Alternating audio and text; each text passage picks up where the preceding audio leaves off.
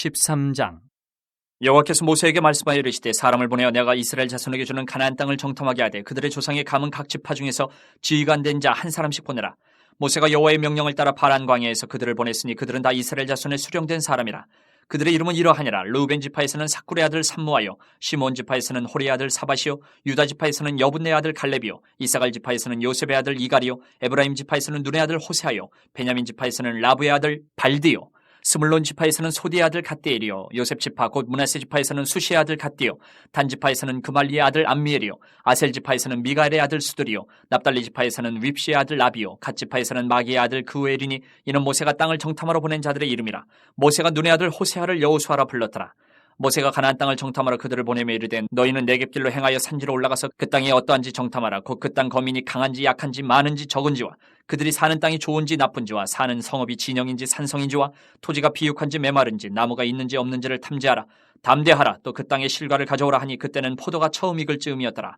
예, 그들이 올라가서 땅을 정탐하되 신광야에서부터 하마덕의 르홉에 이르렀고 또 네겝으로 올라가서 헤브론에 이르렀으니 헤브론은 애굽 소환보다 7년 전에 세운 곳이라. 그곳에 아낙자손 아이만과 세세와 달메가 있었더라. 또 에스골 골짜기에 이르러 거기서 포도송이가 달린 가지를 베어 둘이 막대기에 꿰어 매고 또 송이와 무화과를 따니라. 이스라엘 자손이 거기서 포도를 베었으므로 그곳을 에스골 골짜기라 불렀더라.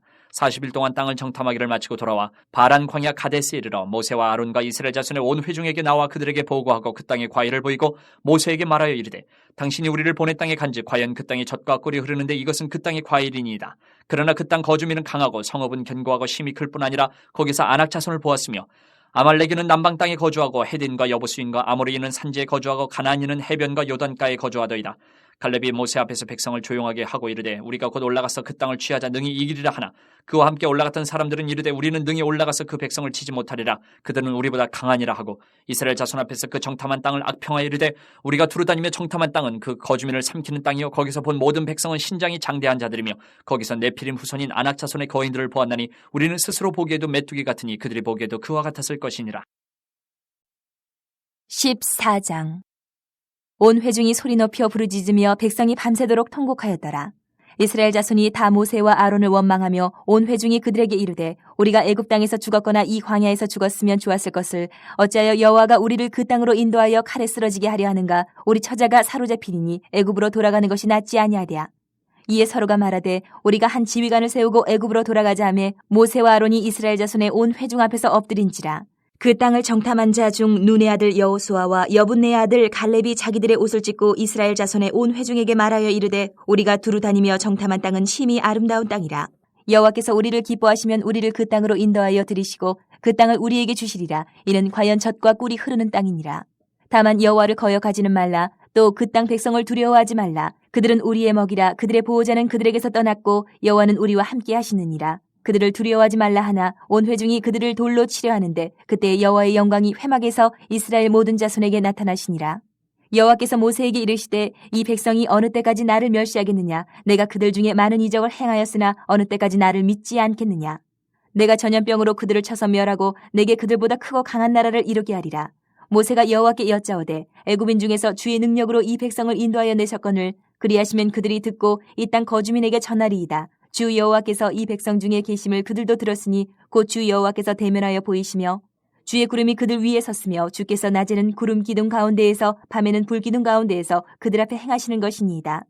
이제 주께서 이 백성을 하나같이 죽이시면 주의 명성을 들은 여러 나라가 말하여 이르기를 여호와가 이 백성에게 주기로 맹세한 땅에 인도할 능력이 없었으므로 광야에서 죽였다 하리이다. 이제 구하옵나니 이미 말씀하신 대로 주의 큰 권능을 나타내옵소서. 이르시기를 여호와는 노하기를 더디하시고 인자가 많아 죄악과 허물을 사하시나 형벌받을 자는 결단코 사하지 아니하시고 아버지의 죄악을 자식에게 갚아 3, 4대까지 이르게 하리라 하셨나이다. 구하옵나니 주의 인자의 광대하심을 따라 이 백성의 죄악을 사하시되 애굽에서부터 지금까지 이 백성을 사하신 것 같이 사하시옵소서.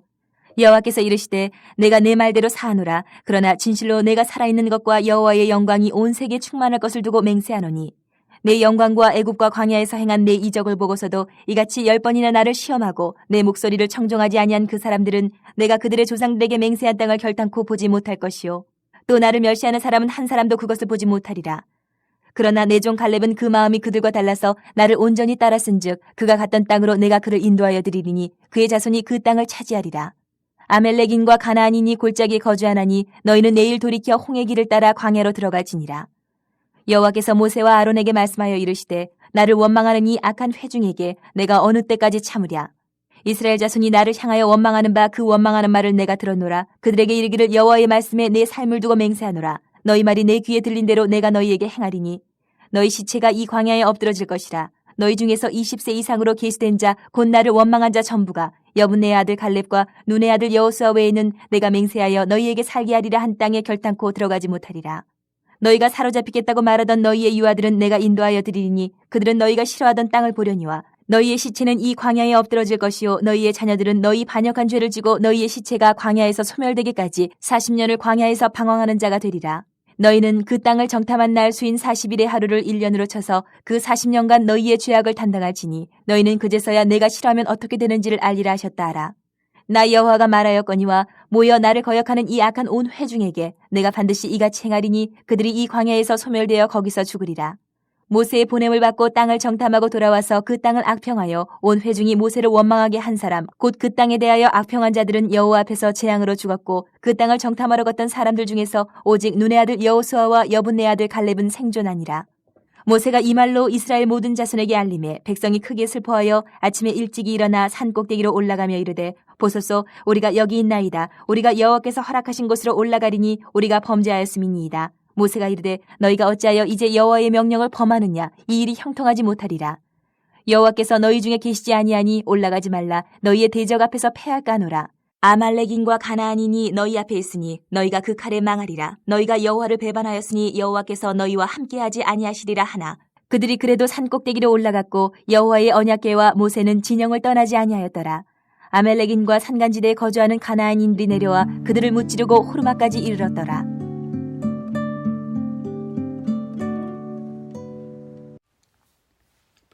민수기 13장과 14장의 이야기를 요약해서 말하면 출애굽기 1세대의 실패라고 말할 수 있을 것 같습니다. 이 출애굽 1세대의 실패 이야기는 이스라엘에 대한 하나님의 언약이 이루어지는 과정에서 중요한 교훈을 알려줍니다. 언약을 지킴에 있어서의 하나님의 신실하심과 그분을 신뢰하지 않는 사람들의 불신실함이 그것입니다. 이것은 정탐꾼들을 보내는 이야기에서 특별히 두드러지게 나타납니다. 동일한 주제가 백성들에게 반석으로부터 물을 주는 이야기에서 다시 나타납니다. 나중에 민수기 20장 1절에서 13절을 확인해 보시면 될 것 같고요. 하나님은 이스라엘 각 지파로부터 정탐꾼들을 그 땅에 보내라고 모세에게 지시하십니다. 이 사건에 대한 민수기의 기록만이 아니라 신명기의 기록까지 살펴보면 당시 사건의 전개가 좀 복잡했음을 짐작하게 됩니다. 모세는 그 땅이 어떠한지, 그 땅에 살고 있는 사람들이 강한지 약한지, 그리고 그들의 수가 많은지 적은지를 알기 위해 네게부, 성경엔 네게부라고 나오죠. 근데 또 성경의 다른 부분에서 남방이라고 하는 지역과 그 네게부는 히브리어 본문을 그대로 음역한 거고요. 남방은 이제 번역해서 남쪽 지역에 있는 남쪽에 있는 광야 뭐 이런 뜻의 이런 네게브라는 그 단어가 남쪽 지역 뭐 이런 뜻을 가지고 있는 단어인데요. 우리말 성경에는 네게브라는 말이 그대로 나와 있는 데도 있고 또 똑같은 이 단어를 남방이라고 번역한 것도 있어서 좀 성도님들이 헷갈리실 수 있을 것 같아서 제가 설명을 드립니다. 아무튼 네게브 지역, 남방 지역과 산지로 정탐꾼들을 보냈습니다. 정탐꾼들은 그 땅에서 40일을 지내고 그 땅에서 얻은 열매를 가지고 바란 광야 혹은 가데스, 또 신명기에서는 가데스 바네아에 있는 모세에게로 돌아옵니다. 그런데 신명기 1장 22절과 23절에 따르면 백성들이 먼저 정탐꾼을 보내자고 요구한 것으로 되어 있습니다. 이것을 봤을 때 이 사건의 문제는 하나님의 명령에서 시작된 것이 아니라 이스라엘 백성들의 요구에서 시작된 것이라는 짐작을 가능케 합니다. 정탐꾼들의 보고는 그 땅이 적과 꿀로 가득 차 있다는 것과 아낙 자손들이 요새화된 도시들을 강력하게 점령하고 있다는 것이었습니다. 정탐꾼들은 또한 악한 보고, 악평이죠. 이 악평을 하는데요. 우리는 능히 올라가서 그 백성을 치지 못하리라. 그들은 우리보다 강하니라. 이렇게 이야기하고 12명의 정탐꾼들 가운데 오직 여호수아와 갈렙만이 도우시는 하나님을 믿었다고 성경은 기록하고 있습니다. 이 이야기는 이제 백성들의 원망 섞인 울부짖음 가운데 여호와께서 회막에서 모세에게 말씀하시는 장면으로 이어집니다. 이 백성이 어느 때까지 나를 멸시하겠느냐? 내가 그들 중에 많은 이적을 행하였으나 어느 때까지 나를 믿지 않겠느냐? 내가 전염병으로 그들을 쳐서 멸하고 내게 그들보다 크고 강한 나라를 이루게 하리라. 이 이야기에서 우리가 주목할 것은 정탐꾼들의 악한 보고를 들은 후에 이스라엘 백성들이 두려움에 가득 찬 반응이 불신앙으로 평가되고 있다는 것입니다.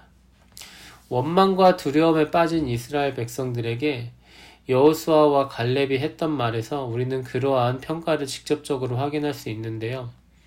여호와를 거역하지 말라, 또 그 땅 백성을 두려워하지 말라. 이 말씀은 이스라엘의 가나안 정탐 이야기의 핵심적인 주제입니다. 우리는 이것을 통하여 당시 그 중요한 시기에 보여준 이스라엘 백성들의 실패는 곧 믿음에서의 실패임을 볼 수 있게 됩니다. 우리가 다 알다시피 이스라엘 백성들은 그 전에도 또 그 이후에도 그 이후에 또 다른 상황에서도 많은 실패를 보여줍니다. 하지만 민수기 13장과 14장의 이야기는 그들이 하나님을 믿는 데 실패했음을 특별하게 지적하고 거기에 우리가 주목할 것을 요구합니다. 이 이야기는 이스라엘 백성들이 약속의 땅을 유산으로 받지 못하고 축복을 기업으로 받지 못한 채 광야에서 죽은 것이 특별한 불순종의 행동이나 혹은 그들 앞에 놓여있는 전투에 대한 두려움 때문이라기보다는 오히려 그들의 단순한 불신앙의 행동 때문임을 보여줍니다. 처음에 이야기했던 것처럼 이 출애굽 1세대들은 하나님을 믿는 데 실패한 것이죠. 그들의 믿음 없음에 대해 하나님은 모세에게 이렇게 말씀하셨습니다. 내가 전염병으로 그들을 쳐서 멸하고 내게 그들보다 크고 강한 나라를 이루게 하리라. 하나님은 그들의 믿음이 없음으로 인해 그들을 가혹하게 심판할 준비를 하신 것입니다. 하지만 이전에 다른 이야기들에서 그랬던 것처럼 출애굽기 32장의 말씀이 그렇죠. 모세는 이스라엘을 위해 하나님과 이스라엘 사이에 서서 기도를 합니다. 하나님께서 광야에서 자기 백성을 버리는 것은 그분께서 애굽에서 행한 일을 들은 주위의 여러 나라들이 그분을 무능력하게 생각할 빌미를 제공할 것이라고 말하죠. 물론 언약을 깨뜨리는 것은 이스라엘의 불신앙이었지 하나님의 무능력 때문이라는 것은 사실이 아닙니다. 모세는 하나님이 다른 나라의 사람들에게까지 모욕을 받는 것을 염려했던 것으로 보여요. 그리고 그는 더 나아가 하나님께 자비를 구하는 기도를 드립니다. 구하옵나니 주의 인자의 광대하심을 따라 이 백성의 죄악을 사하시되 애굽에서부터 지금까지 이 백성을 사하신 것 같이 사하시옵소서. 이러한 모세의 기도에 하나님은 노하기를 더디하시고 인자가 많으신 모습으로 응답하십니다. 그런데 우리는 이스라엘 백성들이 결국에는 하나님의 심판을 받은 것을 보게 됩니다. 여호수아와 갈렙을 제외하고 가나안 땅에 대한 악평을 했던 나머지 10명의 정탐꾼들은 재앙으로 죽어버렸고 당시 20세 이상의 성인들이었던 출애굽 1세대들은 총 40년 동안 약속의 땅에 들어가지 못한 채로 차례차례 죽음을 기다리며 광야에서 지내야만 했습니다. 그리고 그들의 자녀들인 출애굽 2세대들도 그들의 부모의 잘못을 짊어지고 40년 동안 광야에서 지낸 후에야 약속의 땅에 들어갈 수 있게 됩니다. 우리는 이것을 보고 하나님께서 인자하심을 보여준 것이 맞나? 라는 의문을 가질 수 있습니다. 하지만 민수기 14장 18절의 마지막 부분의 말씀은 하나님께서 아버지의 죄악을 3, 4대까지 갚는다고 하셨는데 하나님은 사실상 1세대에게만 벌을 내리시고 앞으로 3세대와 4세대를 이끌어간 2세대에게는 믿음을 단련할 수 있는 시간을 주셨습니다. 이것을 보면 확실히 하나님께서는 자비를 베푸신 것이 맞습니다. 이 이야기의 마지막 장면에 이르면 우리는 이스라엘 백성들이 하나님의 자비로우신 결정에 만족하지 못하고 또 하나님의 도움 없이 약속의 땅을 차지하려 했다는 것을 보게 됩니다. 당시 이스라엘 백성들의 이러한 모습은 그들의 불신앙의 또 다른 측면을 보여줍니다. 정탐꾼들의 악평을 들었을 때는 하나님의 능력을 의심했다면 여기에서는 하나님의 도움 없이도 축복을 얻어낼 수 있다는 욕망을 드러낸 것입니다.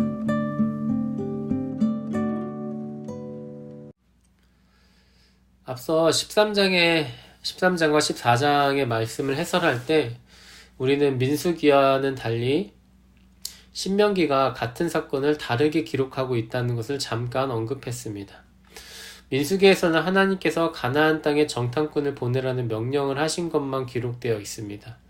하지만 신명기에서 정탐꾼을 보내자는 말을 먼저 한 것은 하나님이 아니라 이스라엘 백성들이었습니다.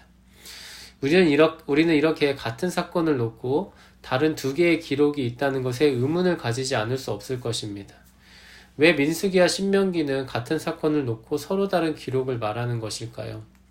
정답부터 말씀드리자면 그 차이점은 같은 사건에 대한 서로 다른 강조점에서 나온 것이라고 할 수 있습니다. 민수기의 기록은 정탐꾼을 보낸 이후에 일어난 일에 초점을 맞추어서 당시 가나안 땅에 악평을 한 10명의 정탐꾼들과 뜻을 같이하여 두려움에 빠진 이스라엘 백성들의 불신앙을 보여줍니다.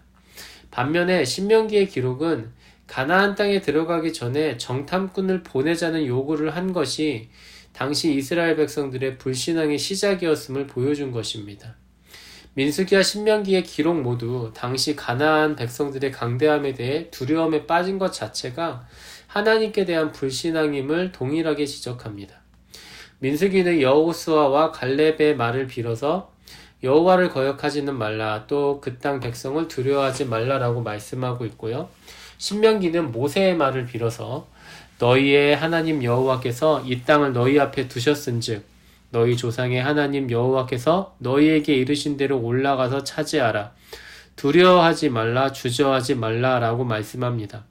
그런데 신명기에서의 모세의 말이 끝나자마자 당시 이스라엘 백성들이 보인 반응은 일단 정탐꾼들을 보내자는 것이었습니다. 바로 거기에서 불신앙이 싹이 텄고 여호수아와 갈렙을 제외한 정탐꾼들의 악평에 두려움에 빠진 이스라엘 백성들이 가나안 땅에 들어가기를 거부하는 열매가 나타난 것입니다. 가나안 땅에 대한 악평을 내뱉었던 10명의 정탐꾼들의 말을 들어보면 그들은 하나님도 두려워하고 가나안 백성들도 동시에 두려워했던 것으로 보입니다. 그들은 무엇보다도 가나안 땅에 살고 있던 아낙 자손의 강대함에 겁에 질려 스스로를 메뚜기에 비유합니다. 그리고 여기에서 그들이 나름대로 겉으로는 하나님도 두려워했음을 짐작할 수 있습니다. 왜냐하면 그들은 가나안 백성들과 하나님을 감히 직접적으로 비교하지는 못하고 자신들과 가나안 백성들을 비교했기 때문입니다. 그들은 하나님도 무섭기 때문에 감히 그분을 사람에 불과한 가나안 백성들과 비교를 하지는 못했던 것 같아요. 하지만 그들의 마음속 깊은 곳에는 하나님의 능력에 대한 불신이 깊이 깔려 있었습니다. 당시 가나안 백성들의 강대함은 하나님도 어쩔 수 없을 것이라는 불신앙 말입니다. 이스라엘 백성들이 봤을 때 이제 당시 가장 강한 존재는 가나안 백성들이고 다음이 하나님입니다. 이렇게 되면 하나님은 두려운 존재이긴 하지만 좀 만만해집니다. 그리고 하나님께 대한 원망이 시작되죠. 하나님은 왜 이를 이 지경으로 만드셨나요? 라는 원망이 민수기 14장에서 시작되는 것입니다. 원망에 대해서 한번 생각해 봤으면 좋겠습니다. 원망은 보통 내가 받아 마땅한 권리를 얻지 못했을 때 생겨납니다. 다른 말로 내가 나름 권리를 주장할 가치가 있다고 느껴질 때 누군가를 원망할 수 있는 타당성을 갖게 됩니다. 하지만 내가 어떤 권리도 주장할 가치가 없지만 누군가의 도움이 절실하게 필요할 때는 어떤가요? 그때 우리는 원망이 아니라 자비를 구하게 됩니다. 하나님 앞에서 이스라엘은 어떤 사람들인가요? 나름의 권리를 요구할 수 있는 사람들인가요? 아니면 어떤 권리도 주장할 가치가 없는 사람들인가요? 네, 모두 아시는 바와 같이 그들은 후자에 속하는 사람들입니다. 당시 이스라엘이 두려움에 빠진 것은 충분히 이해할 수 있는 부분이 있습니다. 전쟁을 앞두고 내가 질 게 뻔히 보이는 상황에서 두려워하지 않을 수 있는 사람은 없습니다. 하지만 그 두려움 속에서 이스라엘 백성들이 해야 할 것은 하나님께 대한 원망이 아니라 자비를 구하는 것이었습니다. 우리도 마찬가지입니다. 하나님을 원망할 수밖에 없는 나름의 이유가 있을 수 있습니다. 하지만 우리는 하나님께 어떤 권리를 요구할 가치가 없는 사람이기에 그분께 어떤 원망을 한다는 것은 가당치 않습니다. 우리가 해야 할 것은 우리가 하나님 앞에서 아무것도 아니지만 두려움에 빠진 우리에게 자비를 베풀어 달라는 간청을 하는 것입니다. 함께 기도하겠습니다. 거룩하고 자비하신 하나님 아버지, 우리를 둘러싸고 있는 어려움이 우리에게 두려움을 만들어낼 때가 있습니다. 그럴 때마다 우리는 누군가를 원망하고 심지어 하나님께도 원망을 할 때가 있습니다. 하지만 우리가 감히 하나님께 우리가 원래 누려야 하는 권리를 주장하듯이 원망을 하지 않도록 인도해 주옵소서. 우리가 하나님 앞에서 아무것도 아님을 하나님께서 우리를 그저 가치 있게 여겨주셔서 우리가 하나님께 감히 기도할 수 있음을 깨닫고 하나님께 자비를 구하는 겸손한 간구를 올릴 수 있도록 인도해 주옵소서. 예수님의 이름으로 기도합니다. 아멘.